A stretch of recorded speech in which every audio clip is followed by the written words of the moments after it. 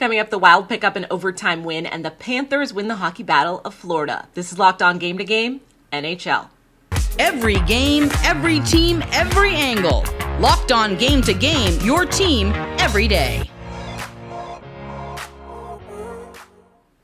Welcome in. You are listening to Locked On Game to Game NHL. I'm your host, Kainani Stevens. Thank you for making Locked On your first listen every weekday. 3 Montreal Canadiens goals in the third turned a Sharks lead into a loss on Tuesday. Locked On Sharks tells us why the San Jose's defense fell apart when it mattered most. The Sharks continue their push towards the top spot in the draft. I'm Jade Young of Locked On Sharks, and the Sharks fall 3-1 to the Montreal Canadiens. Scored a goal 2 minutes in the game. Kaapo Kähkönen was stellar, but in their first game without Timo Meier, they just did not have enough scoring. And 2 small defensive breakdowns led to 2 goals in 2 minutes for the Canadiens, and then the Canadiens put an empty netter to cap this off. Kaapo Kähkönen was stellar tonight, but again, without Timo Meier, these Sharks just do not have a legitimate scoring threat, and it's going to be secondary scoring from here on out for the Sharks. So we'll have a full breakdown of tonight's game, your next episode of Locked On Sharks. The Florida Panthers took an in-state battle on Tuesday night, defeating the Lightning up in Tampa after jumping out to an early 3-0 lead and coasting the rest of the way. Our Locked On Panthers host goes over that win from Florida. The Florida Panthers had zero margin for error, and they got the job done at Amalie Arena. What is up, guys? It's Armando Velez from the Locked On Florida Panthers podcast, and the Florida Panthers defeat the Tampa Bay Lightning on the road by a final score of 4-1. And this was about the Florida Panthers taking the shooting lanes away from the Tampa Bay Lightning. And even though they did go to the box 5 times, the Florida Panthers stopped the league's second best power play unit, only allowing 1 power play goal on the night. And Eric Stahl, that line was the story of the game, as well as the top line of Anton Lundell, Sam Reinhart, and Matthew Tkachuk. They really protected Sergei Bobrovsky tonight, and Bobrovsky saved his best for last in the third period. So listen to my recap of this 4-1 win for the Florida Panthers over the Lightning. Make sure to listen to the next episode of Locked On Florida Panthers podcast, your team every day. The Blue Jackets won on the road by beating the Sabres behind Eric Robinson's hat trick. Locked On Blue Jackets looks at Columbus's upset win in Buffalo. Hands up if you had an Eric Robinson hat trick on your bingo card for tonight.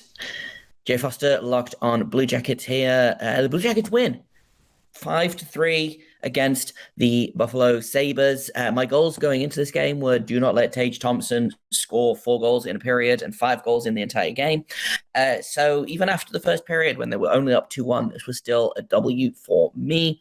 The tank is not too impacted. They are still 32nd in the standings, and we got an Eric Robinson hat trick and what looked like a vintage Elvis Muslikins performance. Save percentage over 900, made, I believe, 36 of 39 saves to secure the victory. And things are going well in Blue Jackets land. We're going to break down that win on tomorrow's episode of Locked On Blue Jackets, available wherever you get your podcasts and also over on YouTube.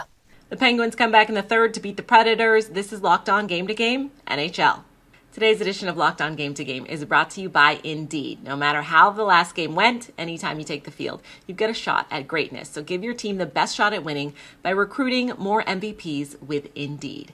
If you're hiring, you need Indeed, because Indeed is the hiring partner where you can attract, interview, and hire all in one place. And Indeed is the only job site where you're guaranteed to find quality applicants that meet your must-have requirements, or else you don't have to pay. One of the things that I love about Indeed is that it makes hiring all in one place really easy. Like when I'm applying to a job, all of my information is in one place so the hiring manager can see everything about me and whether or not they think I would be a good fit with their team. So start hiring right now with a $75 sponsored job credit to upgrade your job post at Indeed.com/lockedon. Offer valid through March 31st. So go to Indeed.com/lockedon to claim your $75 credit before March 31st. Indeed.com/lockedon. Terms and conditions do apply. Need to hire? You need Indeed. Welcome back. You're listening to Locked On Game to Game NHL. I'm your host, Kainani Stevens. Thank you for making Locked On your first listen every weekday. A defensive battle through regulation and overtime took the Wild and Islanders to a shootout, with Minnesota picking up the victory at home. Both Locked On Islanders and Locked On Wild look post-game at what made the difference. Gil Martin of Locked On Islanders here. Islanders fall in a shootout 2-1 to the Minnesota Wild. Tough loss, a defensive struggle, which is what we expected between these two teams. Solid goaltending on both ends. Ilya Sorokin doing his thing, but the Islanders not generating enough offense. And realistically, the Islanders cannot win a shootout. They have just not the kind of players who excel on breakaways and shootouts. They are almost always overmatched in that respect. And Gustafsson was spectacular for Minnesota. Hopefully, the Islanders offense finds a way to pick things up as we get closer and closer to the trade deadline, and maybe Lou Lamoriello has a move up his sleeve to address that. But for now, they continue to struggle in shootouts, and they continue to lose, only getting 1 point. For more, check out the Locked On Islanders podcast with me, Gil Martin, wherever you get podcasts. 2 trades, a fight, a Ryan Reeves goal, a Freddie Gaudreau shootout goal, a Philip Gustafsson win, and 2 huge points for the Minnesota Wild. Hey, everybody, Seth Topol, host of Locked On Wild, your daily Minnesota Wild podcast, recapping a 2-1 shootout win for the Minnesota Wild over the New York Islanders on a day in which they made a couple of trades and got a big win against the Islanders. The Wild acquiring Marcus Johansson and Gustav Nyquist. More on them in our episodes coming up. But the Wilds get a goal from Ryan Reeves. They get a fight from Ryan Reeves. And in the shootout, Freddie Gaudreau, steady Freddie in the shootout, gets the game winner. Philip Gustafsson slams the door shut. For more on the Minnesota Wild, make sure you're following Locked On Wild wherever you listen to your podcasts. After getting down 1-0 in the third period, the Pittsburgh Penguins scored 3 unanswered to take down the Predators in Nashville. Both Locked On Penguins and Predators go into what allowed the Pittsburgh offense to break out late. Don't look now, but the Pittsburgh Penguins are starting to get a little bit hotter. Hey everyone, I'm Hunter Hodes here with the Locked On Penguins podcast, back with another Locked On Now video as the Penguins defeated the Nashville Predators on Tuesday night by a score of 3-1. This is their 3rd win in a row ever since that embarrassing, disgusting loss against the Edmonton Oilers last Thursday. This team has woken up in a big way, and they are now 3 points up for the final playoff spot in the Eastern Conference, and also just 1 point behind the New York Islanders for the first wildcard spot in the East. All eyes now turn to Ron Hextall to see if he's going to make a trade over the next couple of days, as the Penguins only have 1 more game left before the trade deadline on Friday at 3 p.m. Eastern. For more on the Pittsburgh Penguins, you can check out the Locked On Penguins podcast wherever you get your podcasts. Well, in an absolutely surreal game at Bridgestone Arena, the Nashville Predators fall to the Pittsburgh Penguins in the final minutes, 3-1. Nick Morgan here from the Locked On Predators podcast. A lot of this game was overshadowed by stuff that was happening off the ice. Mattias Ekholm, longtime Predators mainstay on that blue line, traded just hours before the game to Edmonton. This was also the first home game since David Poile announced he was retiring to be replaced by Barry Trotz. They were in the crowd. So there was a very different type of atmosphere that was kind of overshadowing anything that happened during the game. But for all that being said, there were some bright spots. Luke Evangelista made his NHL debut and was very impressive. UC Saros stood on his head again. It just happened to be a couple of bad bounces for the Nashville Predators that wound up sealing their fate. More trades are probably on the horizon for the Nashville Predators, so there's going to be more games like this, I'm sure, over the next week or so.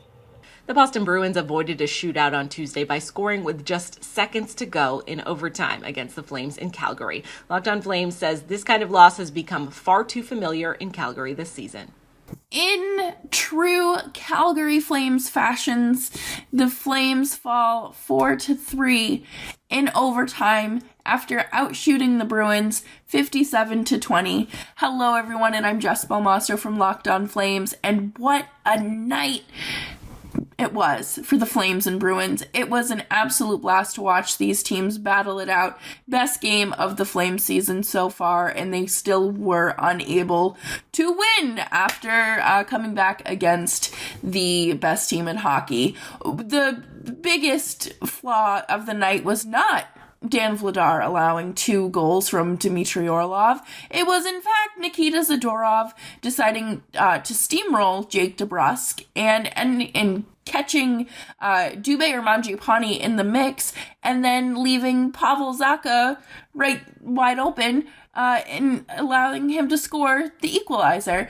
So it's just absolutely astonishing to once again see Nikita Zadorov making these ridiculous, undisciplined decisions that eventually cost the Flames a game. And again, every point matters right now because now the Wild are up 6 points. So tune into Locked On Flames tomorrow as we talk more about this game and the frustrations ahead of the trade deadline. That's going to do it for this edition of Locked On NHL. Thank you so much for making Locked On your first listen every weekday. Make sure you're subscribed to Locked On NHL and your favorite team's Locked On podcast on YouTube and wherever else you get your podcasts from. I'm Kainani Stevens. This has been Locked On Game to Game.